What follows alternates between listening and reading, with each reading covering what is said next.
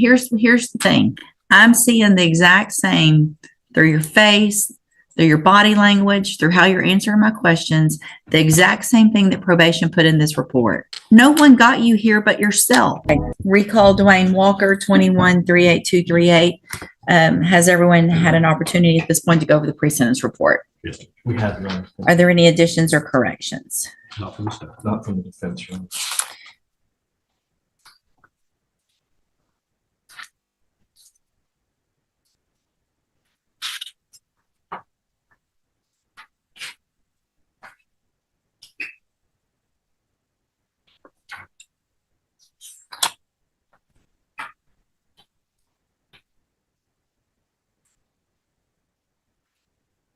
So, Mr. Walker, I have several concerns about your pre-sentence report. The first of which is that this is your 6th DWI, 3rd felony DWI, and the last one was only 5 years ago, the most. When did you get off of that supervised probation in St. Charles Parish? Parole. Mm-hmm. That was October. So you were on parole when you got this case in 2021. And then it goes on to say that you did a substance abuse assessment that showed you had a severe alcohol use disorder and that you were very evasive during that, that you have displayed a poor attitude, that you appeared to be annoyed by the whole process of this pre-sentence investigation, advise that you don't have an issue and that you don't need treatment.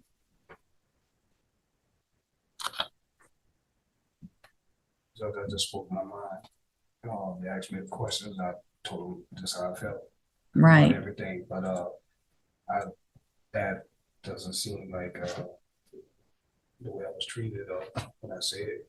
Okay. Anything like that. Where do you live now? Mississippi.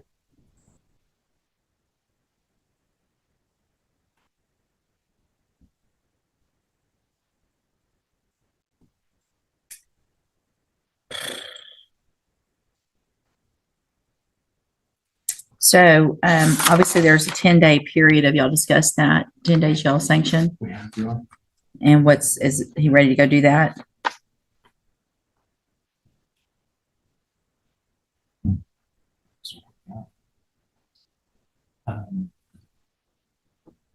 Naturally, we're aware that the court can start that today. Of Mhm. course, I wonder if the court would allow us just a small window here to figure out when we could start that in a way that would. Are you working? Yes, ma'am. He is Where do you work? Mississippi. What's your schedule? 6 to 4:30. Monday through Friday? Yes. Sometimes Saturday. Okay, so here's the thing. You have two options. You're going to do the whole 10 days at one time, and I would consider a very, very brief time for you to turn yourself to do that. The other option is to do that 10 days on weekends, but that means you won't be able to work Saturday. You're going to be driving in every single Friday for however many weekends in a row. You'll have to be here Friday at 6 o'clock. You'll be released Sunday, and you'll do that for 5 weekends, I guess, to get your 10 days. It's not going to be skipping around and you picking your weekends or anything like that. It's 10 days. It's got to be done. And so I need to know, I guess, either talk to Mr. Kelly real quick or let me know what you want to do. Do you want to do the 10 days all at one time, or do you want... Can we step back from the agenda? I mean, this isn't a surprise, right? No, we've discussed this. Okay. So, I mean, I'm not going to make you go today, but you have to get it done. You're lucky you're getting what you're getting. Okay. I don't want you to lose your job. That's not what anybody wants, but I have to make this where it's reasonable and it's not some crazy schedule where you're doing a day here and a day there. It has to be something where it gets taken care of. I'd also like to say something here, Judge. Yes. This was an agreement for 10 years probation with $1,000 fine, and then it was open as far as what treatment would be necessary. The state was recommending safety in this case. Based on his attitude to probation about not wanting treatment, and I feel like if he doesn't want it, then we're not going to spend the money to put him through it. But I need Mr.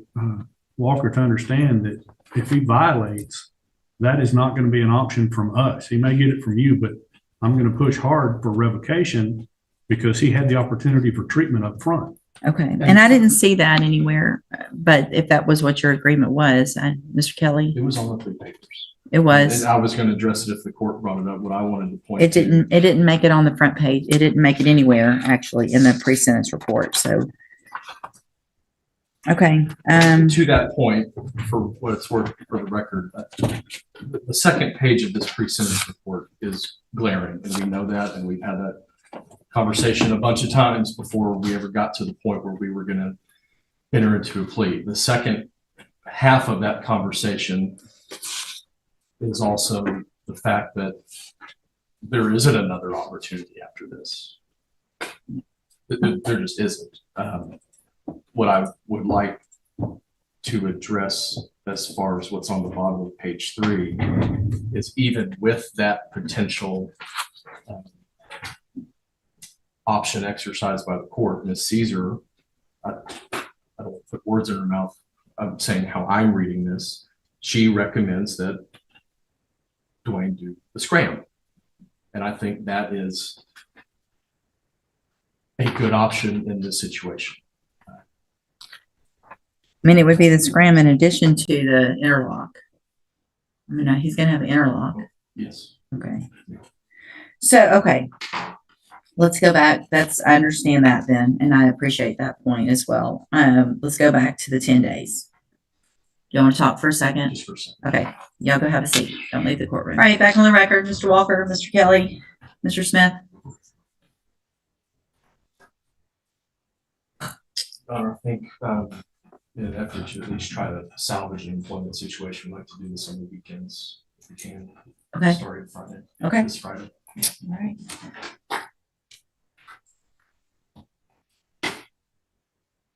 Okay, so Mr. Walker, I'm going to find that you previously entered your plea of guilty freely and voluntarily. I'm going to find sufficient evidence to find you guilty, and at this time find you guilty of driving while intoxicated, third or more.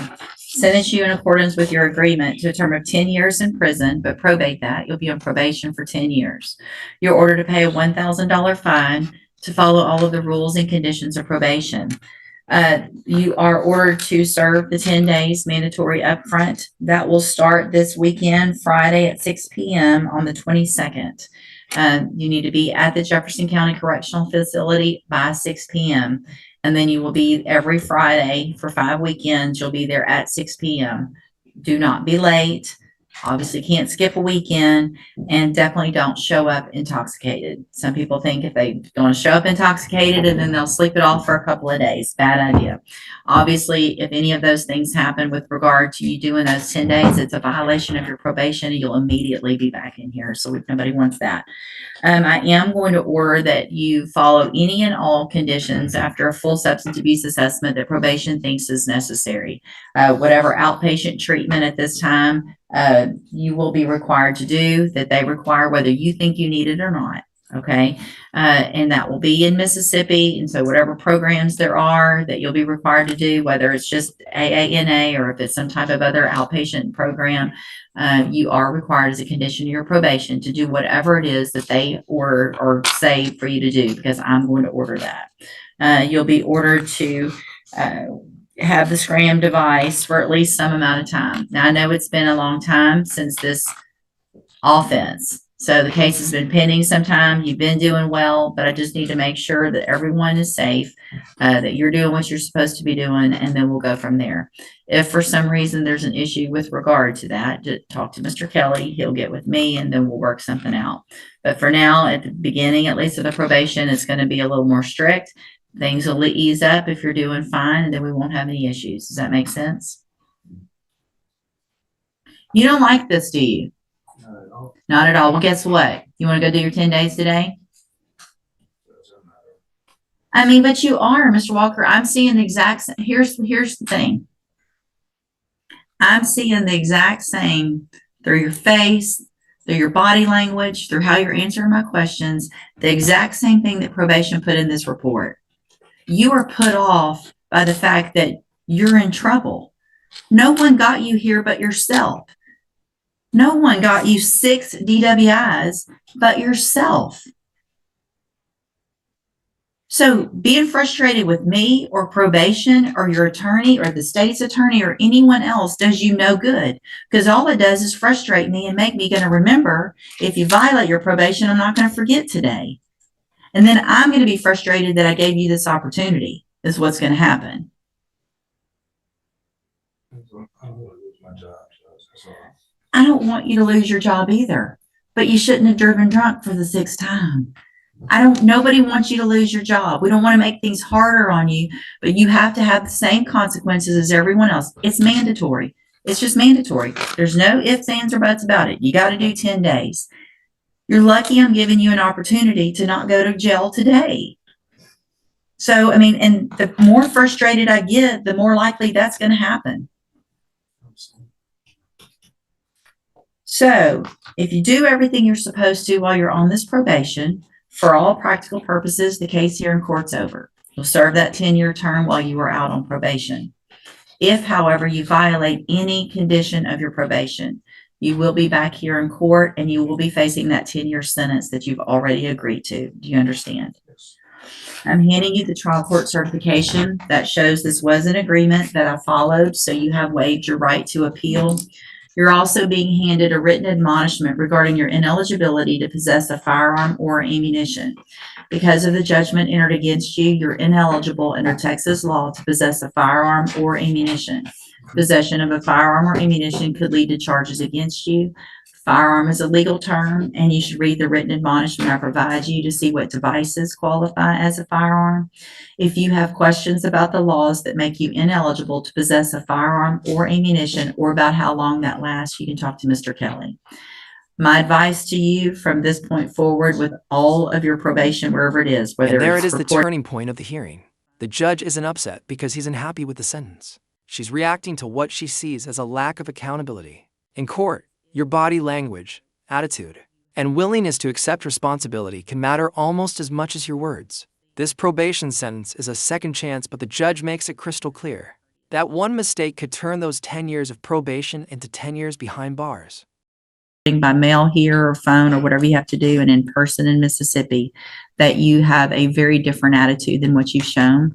Because if I get notes that you have not been courteous or that you're having that same attitude that we're seeing, that's a reason. It's part of your probation to be professional and courteous to your probation officer at all times.